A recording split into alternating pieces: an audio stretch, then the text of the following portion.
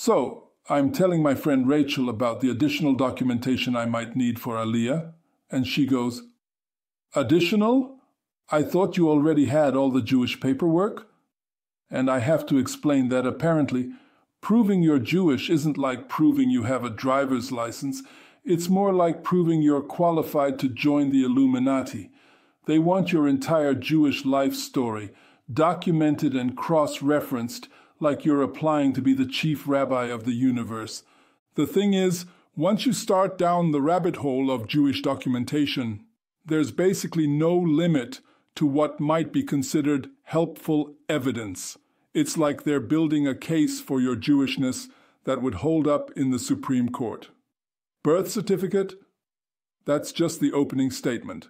They want exhibits A through ZZZ, spanning multiple decades and covering every aspect of your Jewish existence. So I start with the obvious stuff. Synagogue membership records. But not just Dave was a member.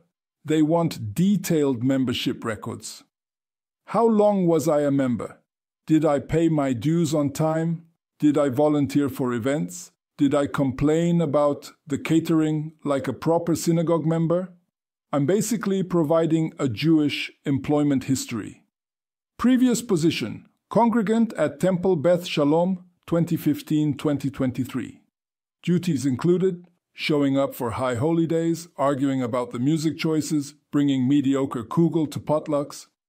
Then they mention Hebrew school certificates.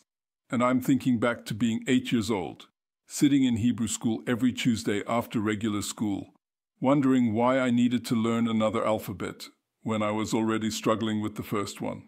But apparently, those participation awards from 1987 are now crucial documentation. So I'm calling my mum going, "Do you still have that certificate from when I learned to read Hebrew badly? Yeah, Israel wants to see it." The cemetery documentation requirement is particularly morbid. They want proof that my relatives are buried in Jewish cemeteries, with photographs of tombstones showing Hebrew inscriptions. So now I'm basically becoming a genealogical grave robber, wandering around Jewish cemeteries with my phone, taking selfies with my ancestors' headstones. "Hi, Instagram. Here's me with Great Uncle Morris's grave. Notice the Hebrew lettering. This is evidence for my Aliyah application." Jewish documentation. Graveyard selfie. But it gets weirder. They want evidence of Jewish food purchasing. Food purchasing. So I'm supposed to keep receipts from the kosher butcher going back decades. Your Honor, I present Exhibit J, 17 years of kosher chicken receipts, demonstrating consistent adherence to kashrut laws and a disturbing obsession with overpriced poultry. My wife finds me going through old photos, looking for evidence of Jewish holiday celebrations. "What are you doing now?" she asks. "I'm documenting our Passover Seders," I tell her. Apparently, having a Jewish holiday Instagram account is considered supporting evidence for Aliyah. I'm literally using family photos as legal documents. That picture of Uncle Bernie wearing the silly Passover hat. That's now Exhibit M in my case for Jewish authenticity. The community testimony requirement is mental. They want letters from established Jewish families who have known my family for decades. So I'm basically collecting character references for being Jewish. I have to approach the Goldbergs from down the street and go, "Would you mind writing a letter confirming that my family is authentically Jewish?" I know it seems obvious, but apparently Israeli bureaucracy requires third-party verification of our Jewishness. Mrs. Goldberg looks at me like I've lost my mind. "David, I've known your family for 30 years. Of course you're Jewish. Who else would argue about synagogue politics with that much passion?" But she kindly writes me a letter anyway, probably thinking, poor David has finally snapped under the pressure of modern life. Then there's the cultural documentation. They want proof that I own Jewish books, observe Jewish holidays, and participate in Jewish cultural activities. So I'm photographing my bookshelf, making sure my copy of Portnoy's Complaint is visible. I'm documenting my Hanukkah decorations like they're archaeological artifacts. Note the strategic placement of the menorah near the window, demonstrating proper Jewish holiday observance and compliance with the commandment to publicize the miracle. The genetic testing suggestion is where I really lose it. They mention that Jewish genetic disease screening results might be supporting documentation. So now I'm supposed to prove I'm Jewish by demonstrating that I carry the genetic markers for specifically Jewish diseases. Congratulations, Mr. Cohen. Your DNA test shows you have an elevated risk for Tay-Sachs disease. Welcome to Israel. I'm complaining about this to my cousin Sarah, and she goes, "Well, at least you don't need to prove you complain enough to be Jewish. You've got that covered." And she's right. I've become professionally Jewish at complaining about Jewish bureaucracy. It's like they've created a system that proves your Jewishness through the very act of being frustrated by their requirements. The employment documentation is particularly fun. They want records if you've ever worked for Jewish institutions. So I'm trying to remember if that summer job at the Jewish Community Center in 1995 counts as relevant professional experience. Previous employment: lifeguard at JCC pool. Responsibilities included preventing drowning, arguing with Jewish mothers about pool temperature, ensuring proper coverage during Shabbat services. But the absolute pinnacle of documentation madness is when they suggest keeping receipts from Jewish charity donations. So now I need to maintain a paper trail of my Jewish generosity. I'm supposed to collect tax receipts from every time I put money in the tzedakah box. Your Honor, I present my comprehensive charitable giving portfolio, demonstrating consistent financial support for Jewish causes and an unhealthy relationship with guilt-based philanthropy. My friend David listens to all this and goes, "Mate, you're basically building a museum exhibit about being Jewish." And that's exactly what it feels like.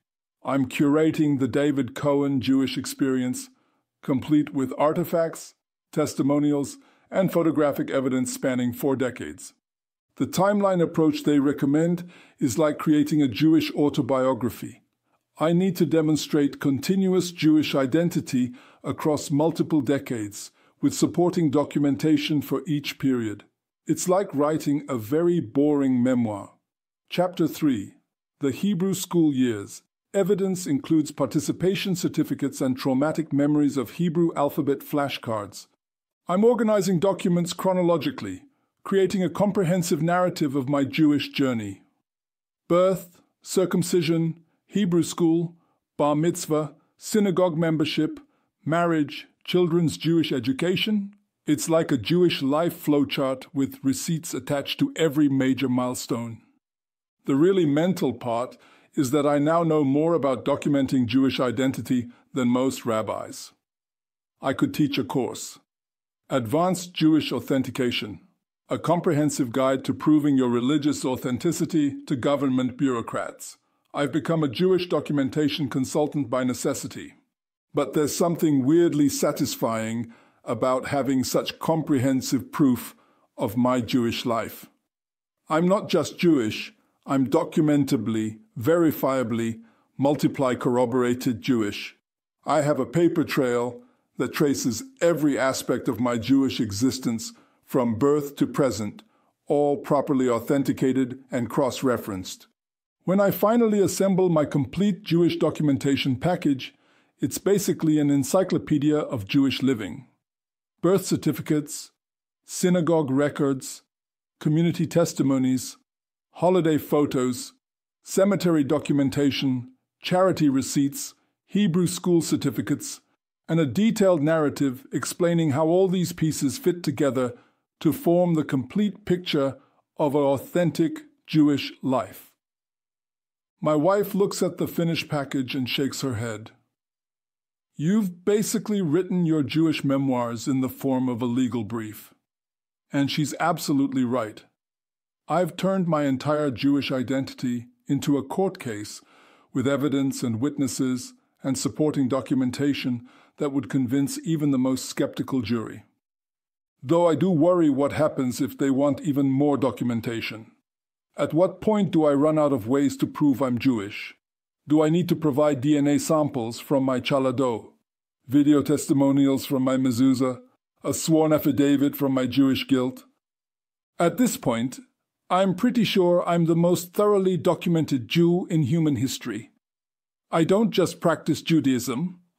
I practice it with comprehensive record-keeping that would make the IRS jealous.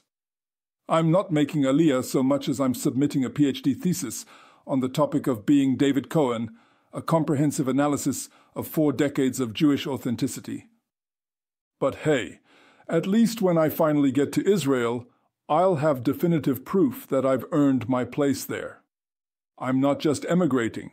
I'm emigrating with a complete Jewish dossier that documents every Jewish breath I've ever taken, properly witnessed and notarized for international use.